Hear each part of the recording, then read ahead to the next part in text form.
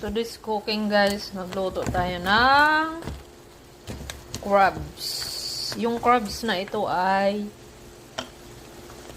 ano na siya, malinis na, nilinis na nila.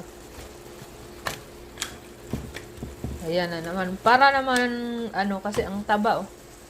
Parang sobrang taba kasi ano. Nakita ko to sa Omart eh. Pero ang binili ko, malinis na eh. Tinanggalan na nila ng ano, lamang loob ata. So, maparami na naman natang kain natin ito. High blood na naman tayo nito. So, tayo lang mag-isa. Tayo lang kakain ito.